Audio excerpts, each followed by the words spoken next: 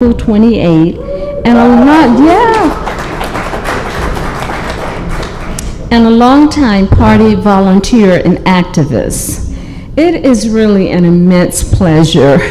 We hear those words all the time, but it is an immense pleasure to gather here today with all of you fantastic Democrats to hear from 3 outstanding women who are leaders in the state and leaders in our party.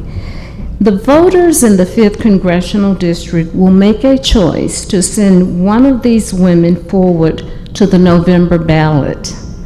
And I am pledging today, and if you don't hear anything else I say today, if you don't hear any of the questions or anything at all, if you tune me out, I want you to hear this. It is a pledge.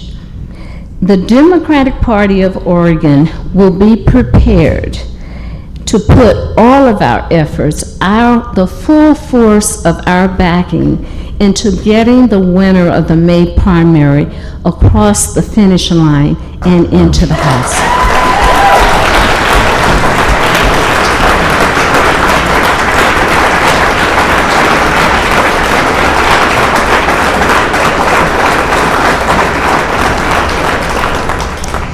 The path to, thank you for that affirmation, that was wonderful.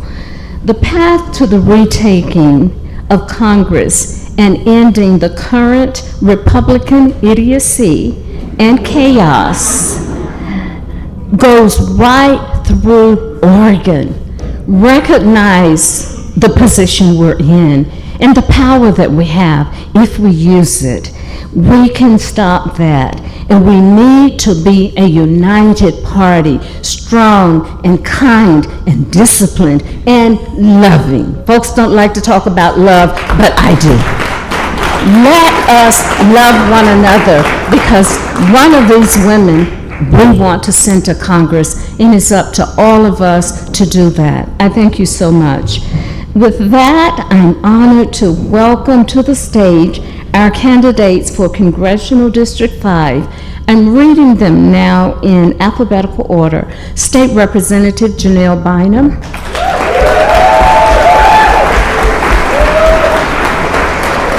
Jamie McLeod Skinner.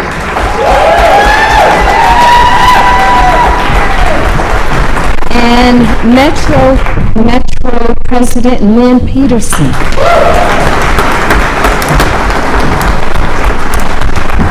All right, thank you for that. I'm going to go to the table where we ask the questions.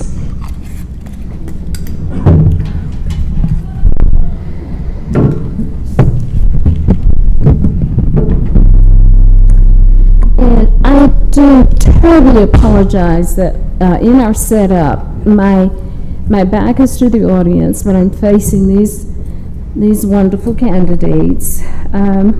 So I hope everybody can hear me okay. I'm always concerned about whether or not the audience can hear everything that's going on. Can you hear? Can you hear? Okay. It's on. Maybe just bend it down a bit. Okay. Is this better, everybody? Okay, thank you for letting me know. Earlier today, the candidate order for today's forum was chosen at random. We will start with 3-minute opening statements for each candidate. Our timer will start the clock when the candidate begins speaking. Our first candidate is Lynn Peterson. Thank you. Thank you. Well, good afternoon, and thank you to the DPO. Rosa, thank you, and party leaders, much appreciated.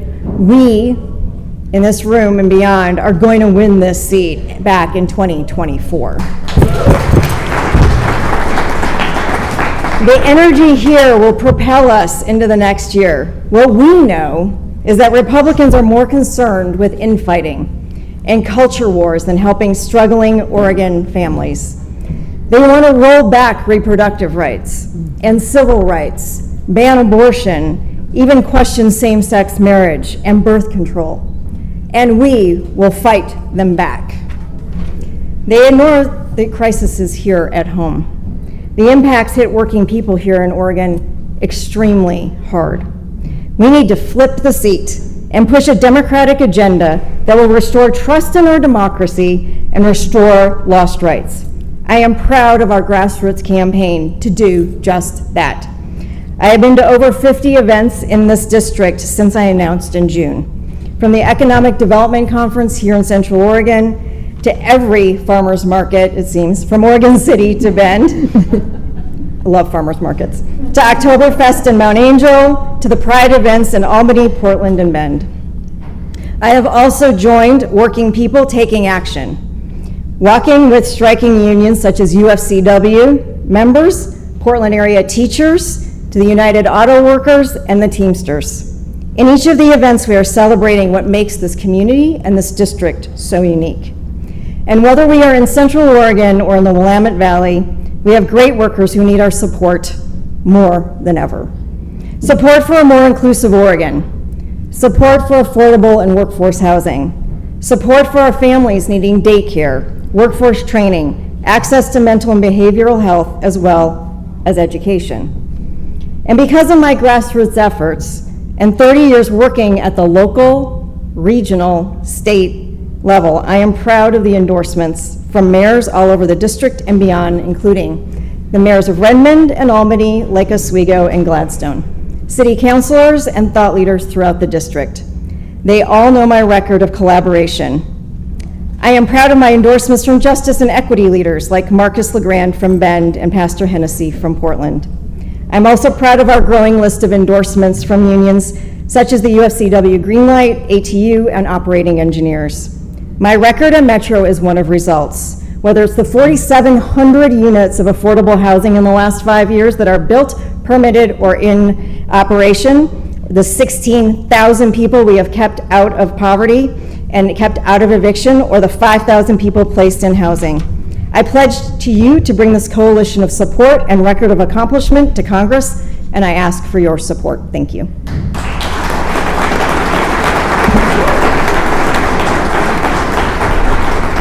Thank you, Lynn. Next, we will hear from Jamie McLeod Skinner. Well, welcome Central Oregon. My name is Jamie McLeod Skinner, and I'm an attorney focused on water law, Indian law, small business owner, and use my engineering background to build community resilience. I also represent you all on the Oregon Watershed Enhancement Board, and my wife and I live here in Central Oregon. I'm proud of the shoulders that I stand on. From my union member grandparents who worked in a factory building tractors, to my hardworking mom, who I remember as a single mom who would get up early to drive a school bus, teach all day, and then pick fruit in the summers to put food on our table. She taught in the Midwest, in East Africa, and Southern Oregon, and also retired after working here in Central Oregon. And my teachers. I'm a proud product of Oregon Public Schools. My public service includes repairing schools and hospitals in post-war Bosnia and Kosovo, resettling refugees, managing cities, leading wildfire recovery, protecting drinking water, developing affordable housing, and supporting rural education. When I was 8 years old, my mom told me to always leave a place better than I found it. And so I've made a career out of solving problems in places where it's tough. And that's the work I want to do for Oregonians in Congress. We must win this seat to protect people, our planet, and our fundamental rights. The current representative's extremist voting record is hurting Oregonians, absolutely, and she must go. And the bottom line is that I'm the best positioned Democrat to beat her. Last year, we had one of the closest races in the country in a very tough year for Oregon Democrats. I learned a lot about this very diverse district, and there's a lot that folks don't understand about OR5. One is that redistricting changed it from a leaning Dem to a true toss-up district, so old strategies are not enough. We need to focus on winning the general election, which is why I've challenged my fellow Democrats to keep it clean pledge for a couple months ago. And also, the Portland metro area is only a small part of the district. All three of us have won or beat Lori in the metro area. That's not where the race is. The race is outside the metro area in rural areas. And I'm the only one who has been elected in rural Oregon and able to bridge that urban-rural divide. I'm the only Democrat in over 50 years to win Deschutes County in a congressional House race. And that's also going to be key, the second largest county in the state. We built success for next year. I've gotten an even stronger and more experienced team. We've got more targeted strategy. We learned a lot. And we've also got a strong base throughout the district. I'm up over 40 points in primary polling, and I've got the support from the grassroots here in the district to statewide leaders to DC as well, especially LGBTQ members of Congress who are concerned about our rights being under attack. I've outraised the others without taking corporate PAC money, because accountability is important. I'd appreciate your support again to flip this seat and the House from red to blue. I really appreciate the opportunity to have this conversation today, to come together so we can focus on winning in November. Thank you. Thank you. Thank you, Jamie. Thank you, Jamie. Next, we will hear from Janelle Bynum. Good afternoon. I'm State Representative Janelle Bynum, and I've beaten Lori Chavez DeRemer not once, but twice. And I'm ready to do it a third time. The difference is clear. For the past 7 years as an elected representative in Salem, I've looked at every bill with the lens of, will it make Oregon better for working families, for our children, with our sons and our daughters? Will it advance civil rights? Not Lori. She makes decisions with a very different set of criteria. Will it help me? Will it help my far-right MAGA Republican donors? And friends, I think we deserve better than that, because there's just too much at stake for our families, for our community, and for our nation. Friends, we're at a turning point. I know because I've seen it. I left home at 15 years old. My parents, both public school teachers, looked around our community and they didn't like what they saw. They saw things changing for the worse. There was drugs and violence and lost youth. And they knew they wanted the absolute best for me. We didn't have much, but my parents were able to scrape together what they could to send me somewhere where I could focus more on learning and less on surviving.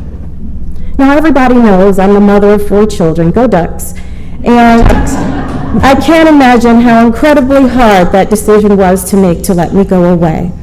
But now I look at my youngest, my 13-year-old son, and I wonder if I'll be forced to make that very same decision in 2 years. And then I look at my oldest daughter, 21 years old, and I wonder if she'll be able to come back home and be able to afford to live in the community that she grew up in. So here's my promise to you. I'll do everything I can to bring the fight to the halls of Congress, because Oregon, we deserve more, and we deserve someone who will actually do the work for us. We deserve someone who will end the divisiveness, the anger, the insults, the pay-to-play politics that make special interests happy, so everyday working people see positive change out of Washington. We deserve someone who will always protect our reproductive freedom, protect who we love and who we are. We deserve someone who will stand up to MAGA extremists and protect our democracy. I'm proud that so many people have joined Team Bynum. Treasurer Tobias Reed, Congresswoman Salinas, Congresswoman Bonamici, the Congressional Black Caucus, because they know I never give up. I never stop working, and I win. Thank you.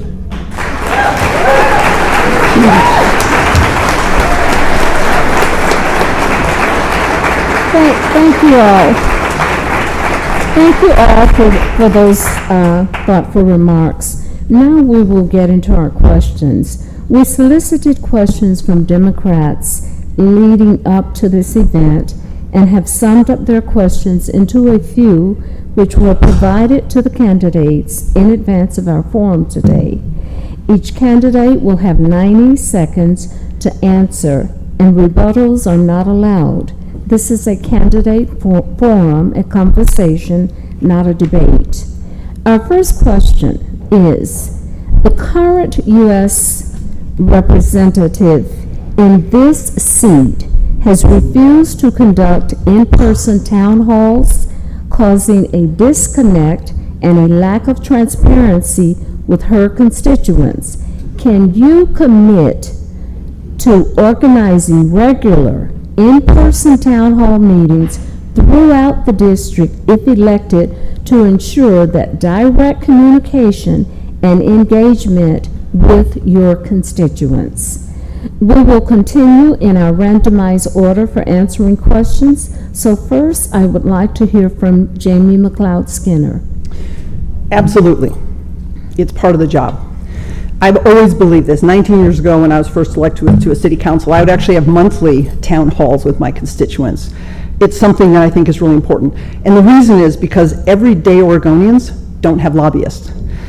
You have to show up and listen to learn about the issues that our communities are facing.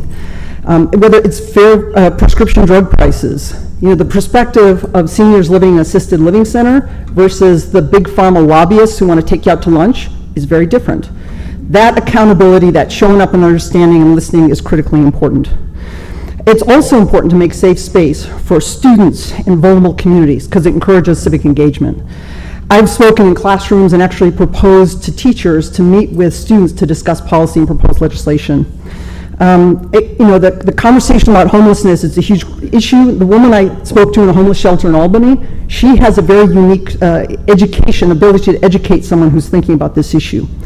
So showing up is simply about accountability to voters. It's critically important. It must be done. And also part of accountability is not taking corporate PAC money. Never have and I don't. Accountability to voters is the bottom line. And look I was the one who back in 2018 drove over 45,000 miles across the state to meet with folks and voters in urban and rural areas.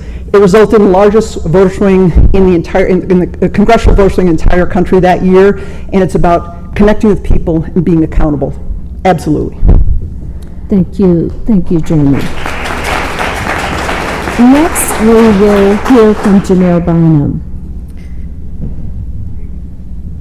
I would like to offer an unequivocal yes, because unlike Lori, I make sure that my constituents set my agenda. I don't. And the proof is in the pudding. So I'm known for knocking doors. I'm known for making phone calls. I'm known for showing up. And I'm known, even in my handbook, it says that we put constituents first. Doesn't matter what I'm doing, whatever they need, they come first. And how do I make this come to life? So I actually do something I call walking meetings. So at the local mall, I have a route. Anybody that wants to talk to me knows they can set up time and talk to me and walk that route. We go to the local high school, we walk that route. We even have a thing called Talk About a Town Hall. Now this is a little self-serving, but you bring tacos and I show up. That's kind of how it works, right? So that's how I do it. So you pick the topic, we set the date, I show up. And it's about making democracy accessible to people. And I just want to say, the farther that you think you are from power, the more intense that need to have someone who represents you or someone who will give you that time. That intensity is something that's very palpable. So all of the remote counties, they feel it more than anybody else. So I just want to say, talk about a town hall. You can count on me. Thank you, Janelle. Next, we will hear from Lynn Peterson. Well, thank you, and of course, the answer is hell yes, or duh. The fundamental basis of democracy is engagement and that conversation. And there is a seed of a kernel of an idea in every conversation that we have together. And it is important for not just me, for every elected official to get out and hear and be curious and be a person who is willing to learn and listen. And putting listening first at Metro, we have completely changed up our community engagement to allow for those who have been disenfranchised from democracy to not just engage, but to be part of the decision making. There is more room at the table and we need to keep expanding that. I want to bring that to the halls of Congress because that is where the seeds of the ideas start, is with people, and then we need to grow them together. So yes, I believe in consultation with a big C. When we're talking about tribal consultation, they believe in a big C where you go to them. That's what I believe. You go out, you are in the community, you are not in some office sitting. Everybody at Metro knows I don't use my office. It sits there. Other staff are able to use my office. I don't sit in my office very often because I am out taking meetings all day, every day. It's a full-time job, and it requires that. Thank you. Thank you, Lynn. Thank you. Our next question, question number 2 is, with public and private sector unions advocating for fair contracts and improved working conditions, and with President Biden's leadership as the first U.S. president to show up to a picket line, do you endorse the rights of workers to engage in collective bargaining without interference? How do you plan to champion these rights? First, I would like to hear from Janelle Bynum. So every day, just footsteps from my office is a rowdy bunch of Kaiser workers fighting for the rights of workers across the land here. And I remember maybe the first time we passed them with my kids in the car, I'm honking my horn, honk, honk, and my kids are like, Mom, what are you doing? Because, you know, in Oregon, we don't honk our horns. But I was loud and I was rowdy, and I wanted them to know that blue car passing that line was on their side. But really, as the daughter of 2 teachers and the granddaughter of a hotel maid, it's always been front and center for me, because as a young child, my parents got furloughed quite frequently, and it was affecting our family finances. And so they finally, fought back. And it showed me how important the gains are every time there's labor action. It's not just for any old reason. It's because the gains that you get today last for 40 to 50 years. And that, to me, is worth supporting. I think also as a small business owner, it matters what you're doing when people aren't looking, when the law hasn't made you do anything. So I was a pioneer in paid family leave. I've been offering scholarships and all the support that my employees need to get one step ahead in life. And so I think that that is also important. And then finally, I've tried to share and communicate with young people access to the building trades. And what the most recent thing that I've heard from them was that they wanted to be able to provide their children with access to the hospitals and schools and universities that they were building as well. So that's why it's important to move forward. Thank you, Janelle. Next, we will hear from Lynn. You know, as a person who grew up in a union household, teachers as well, strangely all in common, public service, and also have a sister who's a nurse in the union. The answer is I will support, and I have supported, and I think, again, it's demonstrating leadership already and not just making the promise. One, I have made sure that every time I am in a leadership position that we are working on behalf of, not for the administration. I go to the actual union reps, I get tours, I hear what's going on, and then we make course corrections. And sometimes that means firing the administrative staff because they are not in line with that opinion. That's how far I will go. There is also the need to have policies. So when we are negotiating at Metro or wherever I have been, we have raised the minimum wage. At Metro, when we first came in, the minimum wage for our convention center and expo center folks was minimum wage. We went into negotiations with AFSCME and we got that to $20.20, and right now we're in negotiations with the unit and we're moving that even further up, which will affect the entire organization. We are doing that because the region and the state are unaffordable. You need to make $26 an hour to be able to afford anything in this region. And lastly, we pushed even further at Metro by doing the Construction Careers Pathway Program to increase apprenticeship hours throughout the entire region. Thank you. Thank Lynn. Thank you, Lynn. Next, we will hear from Jamie. Well, absolutely. My family has a proud tradition of supporting workers' rights from my grandfather, who was a shop steward in a factory, my work in negotiating back colleagues, and then also protecting educators' rights. But you specifically asked what we do in Congress. So in Congress, Champion Rights passed the PRO Act, which gets a lot of lip service, but it's not being passed. Protect employee pensions and not cut them. Support prevailing wage laws, protect PLAs, project labor agreements, and pass those, registered apprenticeships on publicly funded projects, and just transitions. We also Yeah, that's the pause line, folks. Also, fully implement the bipartisan infrastructure law and Inflation Reduction Act. That's been cut by Lori's team. We also need to fully fund the National Labor Relations Board so that attacks on labor rights can be fully investigated and addressed. Look, we need to ensure that federal investments for working people go to working people. During COVID, some federal resources like PPP loans, which are taxpayer dollars to keep businesses open and workers employed, were siphoned off by business owners who did not use them to protect jobs. Lori actually did that. Bottom line is we need to elect pro-labor candidates. They need to have labor advisors. I've always had them. We need labor at the table when policy is being discussed and decisions are being made. We need to ensure that labor expertise is part of policy setting. Not all Democrats support labor unions, and this is really an important point on this in this race. Thank you, Jamie.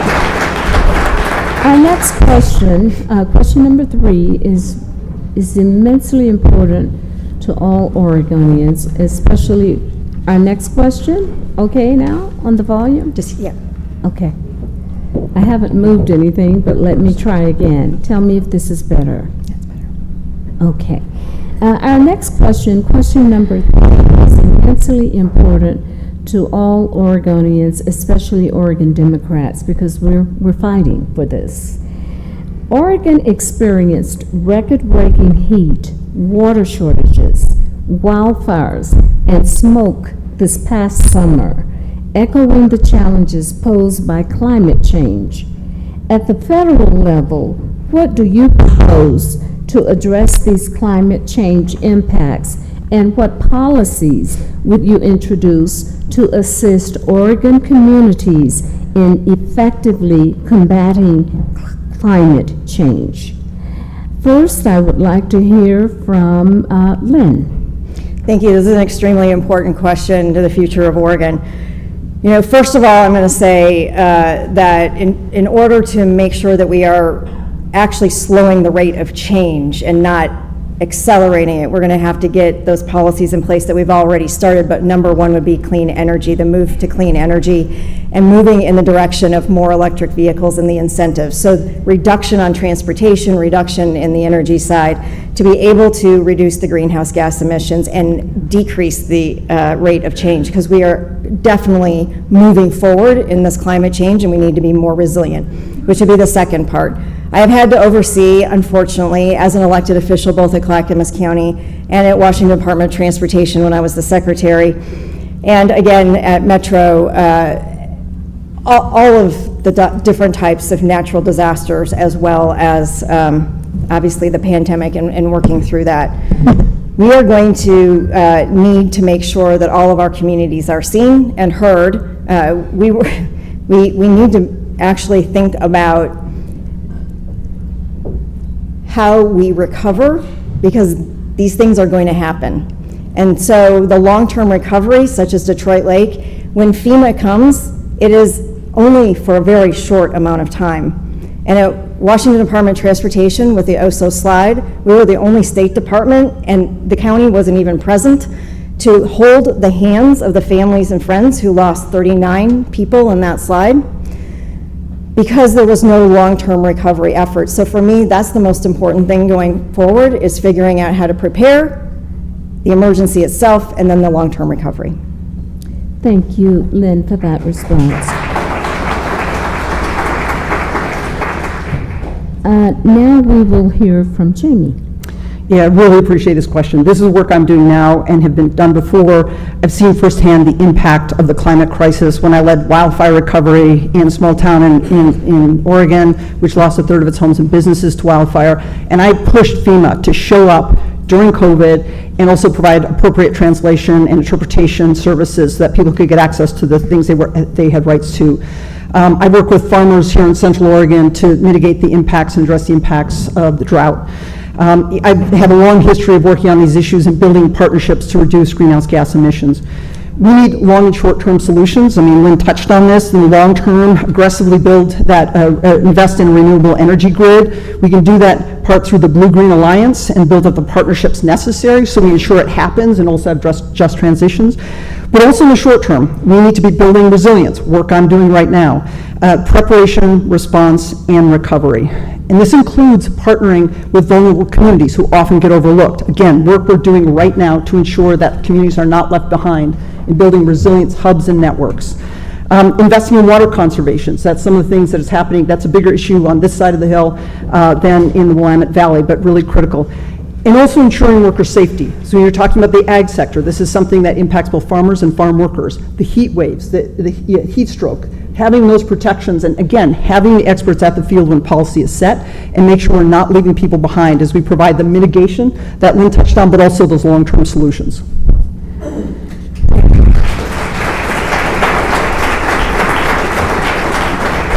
Thank you, Jamie. Next, we will hear from Janelle. This issue is right at our doorsteps, and it doesn't matter where you live in the state. It even affected me in Happy Valley. I think about this issue of climate change from the perspective of a mom first, and I think about my children's health. They all suffer from asthma, and just a few years ago, we had to pack up and leave. And I remember it was a touching moment. I told the kids, pack up what is important to you. My oldest son packed up the PlayStation, and my oldest daughter packed up the family pictures and a dress. And she said, just in case we make it to the South and we have to go to church, I need a dress. Nice. And so that's why I think it's not just about policy. It's about how it affects everyday people and everyday lives. And so I'm not waiting until I get to Washington to be a part of the solution. I'm actually going to work next week and putting forth a bill to make Oregon the clean hub energy technology space in this country, because I believe that we can be leaders in reducing climate impacts and carbon footprints and create good-paying union jobs while fighting the crisis. So for me, it's just as much of an economic crisis as it is a humanitarian crisis, and we have the opportunity to do something about it right now. I know that Oregonians are ready to be a part of the solution, and that is where I lead. And I also know that Lori isn't ready to be a part of that solution, and so that's why I'm committed to beating her a third time. Thank you, Janelle. Thank you. Our final question is, Oregon's 5th Congressional District is known for its geographic and political diversity, necessitating effective representation for both rural and urban communities. Can you outline the key issues you believe are most pressing in each county or region within the district, and explain how you identified these as top priorities? First, I would like to hear from Jamie. I love this question so much because it actually recognizes the diversity within the district. And even on the last topic, how we talk about issues. So we talk about climate change with a bunch of Democrats, but I always talk about drought and flooding and wildfire when we're talking with folks who don't have some of the same, don't use that as a buzzword. But there are everyday issues that everyday working Oregonians are facing across the state.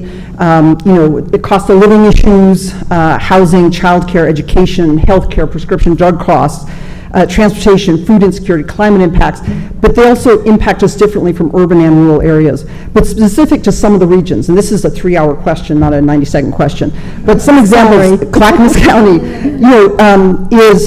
tolling of roads is a defining issue there. And the additional costs will break the backs of working people. I've heard that from plenty of folks, and create major impacts on the surrounding areas, from potholes to public safety. As a former city council member and vice mayor, I know these impacts. Deschutes. Local farmers are working on farm-to-table issues to reduce food insecurity, which spiked 20% after Lori helped cut the SNAP program, and encouraging better nutrition. That healthier food is a key issue, and also reducing greenhouse gas emissions. Lee County, the pressure of corporate agriculture that's coming in. So small farms being driven out. As someone who lived and worked on a small farm in Southern Oregon as a kid, this is near and dear to my heart. So those larger issues that cut across the board still need different types of solutions, whether you're in an urban or rural area. And I'm out of time, but again, corner me afterwards. We can talk 3 hours about this.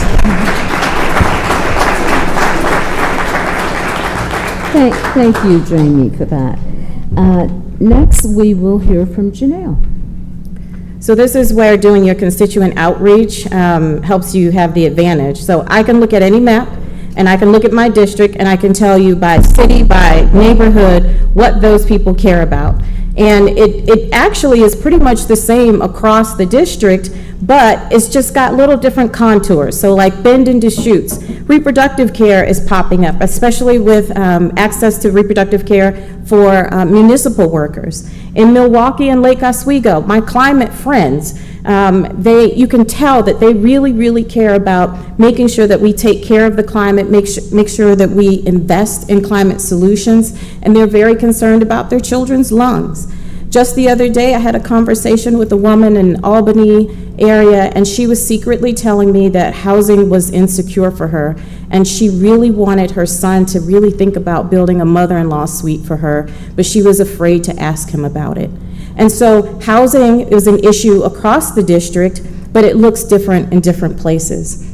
And so what I want to make sure that I share with you is that I care, and I've legislated accordingly, and I've provided funding for public safety and housing and affordability and climate change.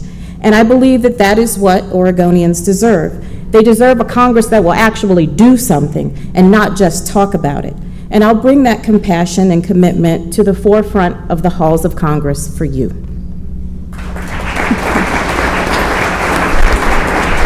Thank you, Janelle. Now we'll hear from Lynn. You know, as I went to those 50 events and meetings and conversations across this entire district, the number one thing when I said, what is your top priority, it was affordable housing and homelessness. It does take different contours, but it's basically the same issue. One, we don't have enough housing, and that's just the plain, dire fact. And so it's a public-private partnership, not just to get low-income and affordable housing into our communities, but also workforce housing and middle-income housing so that we're not pushing people further out. The mayor of Albany gave me an amazing tour. They are doing amazing things in Albany, being able to break down the barriers to be able to build as much housing in all of those categories as they possibly can, as quickly as they can, so that they can actually house people no matter the income. That needs federal and state support, and we have had a lack of it at both the state level and at the federal level. I intend to take that to the federal level. The second one I hear a lot about is workforce training. No employer has enough capacity. We see it in our restaurants, we see it on the factory floors. We need more workers, but they can't afford to live here, and they do not have the training necessary. Everybody is clamoring for workforce housing. I think the third thing, everybody wants to slow down the rate of change with climate change. We can't keep up. And in the Willamette Valley, farmers like Greg McPherson, who have moved there, are now farming as though it's Sacramento. We need to do better, we need to help them, and we need to work on all fronts. Thanks. Lynn. Thank you, Lynn, for that response. I want to thank all of you for your thoughtful responses to these extremely important questions, and I do mean they are all important questions. So for our attendees today, we thank you for answering them. Now we will go into closing statements. Each candidate will have 3 minutes to issue closing statements. Continuing with our order, we will start with Janelle. Democrats, thank you so much for having us here today. We've all gathered here today for the very same reason. Elections have consequences, and we cannot afford another Lori Chavez-DeRemer term. With her representing us in Congress, our voices aren't at the table.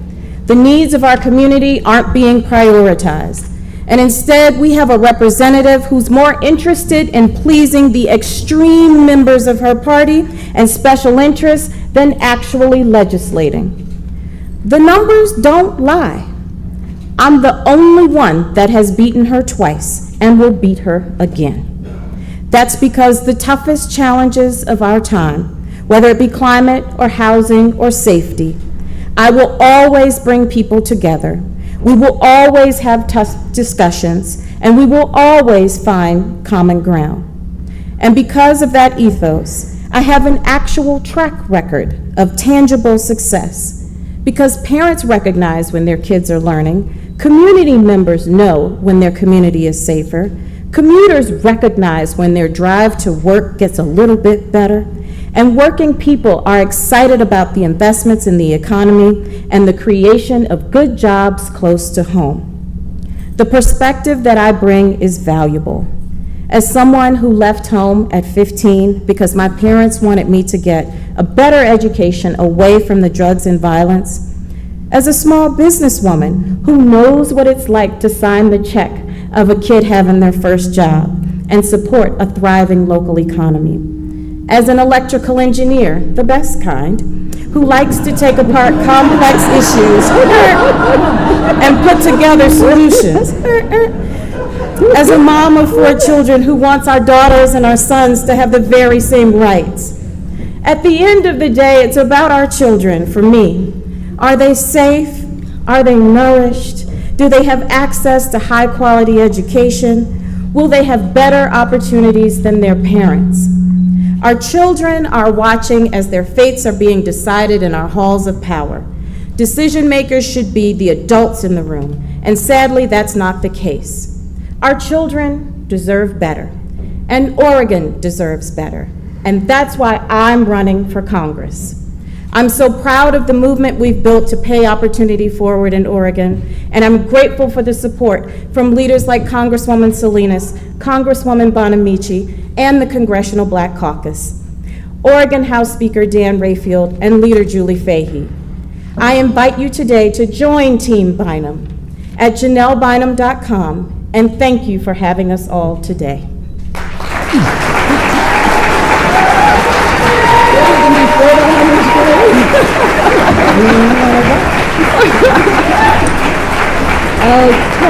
Okay. Thank you for that, Janelle. I guess it's a good thing I chose the profession of research, not an engineer. Well, thank you very much. Next, we will hear from Lynn. Well, thank you again to the DPO, team members, and the volunteers for putting on this event this weekend. Listen, I was also raised by a single mom who was an educator and a family of teachers that believed in the power of unionization, and I learned the power of public education, teamwork, and that true leadership was collaborative and based on truth. I pushed against the glass ceiling, and I had a mom who encouraged it and let me run with it. I pushed through the glass ceiling as a civil engineer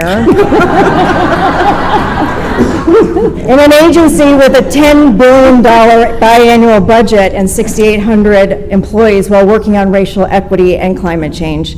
And I have pushed the size of the box open as an elected official in Oregon politics.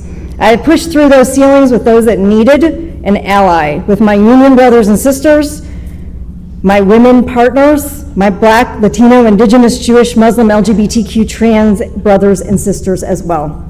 I am not afraid of a fight or to stand up for what is right.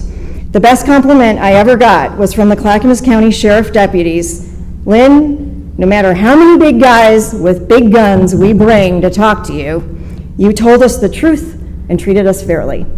We as Democrats need to continue to measure success not by what we promise, but what we deliver. I am proud of my demonstrated record of accomplishment in bricks and mortar, in lives touched and restored, in workers elevated, in women and BIPOC community members who see themselves in different roles and leadership positions. I have won in Clackamas County 5 times, and that represents 49% of the CD5 district. My district I cover now is 2.5 congressional districts in population. Add in the Multnomah County portion of that, we are just over 50% of the district that has voted for me and the ballot measures that we have put out to make the region and state a better and stronger place now and in the future. Now let's go make it a win in May by standing together for progress. And I ask for your vote and support to retire Lori Chavez Dreamer once and for all. Thank you.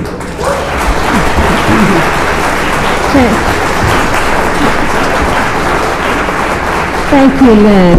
And now we will hear from Jamie McLeod-Skinner. Well, thanks DPO staff for organizing, and our chair for organizing this forum. Thanks for you all for being here. Thanks for both of you for coming to Central Oregon. I'm so passionate about that last question. We were talking about housing. Those are great tours in Albany. I'll also say that in terms of a federal tool is CDBG funds, because cities can't handle them along with SDCs. But I'm working on an affordable housing project right now. That is work I'm really passionate about. Also, looking at the attacks on our schools, which we know is coming, and someone who's been on a rural ESD board, these are challenging times. We're seeing book banning and other things happening right here in Central Oregon. We learned a lot last year, and what I've done is built on the strengths and made adjustments where needed. But this is such an important race. No one doubts that. But we will not win it by not understanding it. And I think assuming it is just a metro-based district not only is huge disrespect to the rest of the district, it's also does not fully understand the district. Look, I crushed at Multnomah. I won in Clackamas. We all beat Lori in those areas. This race will be won outside the metro area. And so that's critically important for Democrats to understand. If you ignore that and blow that off, we will lose the seat next year. And that's really, really important. So what I've done, the adjustment I made, I've got a much more experienced and stronger team. We've got a more focused strategy and great support from the grassroots within the district, and leaders, community leaders within the district, up to DC. We've got the LGBT Equality PAC. I know there's then 2 PACs at the federal level and congressional folks at the federal level who have a different take on this race, but our also LGBT community is under attack right now, and these are issues that are going to be front and center in the next couple of years. It's going to come down to CD5 voters, and I'm up over 40 points in the primary poll of likely voters, and that was using the governor's polling organization to make sure we had accurate data. Really appreciate all the support we've got. We're going to have a much more targeted strategy, like I said, and bottom line is my team's committed to supporting working families, making sure we're protecting our environment and protecting our fundamental rights and protecting our allies abroad. I'm the only one up here with international experience as well. Wanted to encourage folks to join us at jamiefororegon.com to contribute. Again, I don't take corporate PAC money, and so really appreciate that support to sign up and volunteer. But also wanted to say that, again, Dems will be hit hard no matter who the nominee is. And so one of the reasons why I want us to be so focused on winning the general is I've proposed a Keep It Clean pledge to both my colleagues. I sent it to them about 2 months ago and about a month ago, and I welcome you right now, if you want to sign this pledge right now, to keep it clean, the primary, so we can be focused on winning the general. And I'll have this on our table if you want to see it, but I also right now want to invite both my colleagues to sign it, if you will. Either? No? Okay, we got to win this, folks. Thank you all for being here, and would appreciate your support.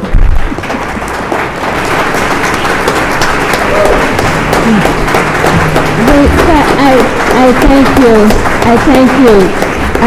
We can all feel more confident now than ever before that voters in the 5th Congressional District primary have a wealth of exemplary candidates to choose from and will have a very difficult time deciding between 3 such excellent and qualified candidates. One thing I know is that the Democratic Party of Oregon will spend the next 7 months building the infrastructure necessary to help whoever wins this primary to get across the finish line in November, to help Lori Chavez DeRemer retire from Congress, and to ensure that CD5 has the full representation it so rightfully deserves. We look forward to partnering with all of you. And now I am going to stand. Oh, stop that fuss. And I would like to ask everybody in the audience to stand with me to give these 3 women a resounding.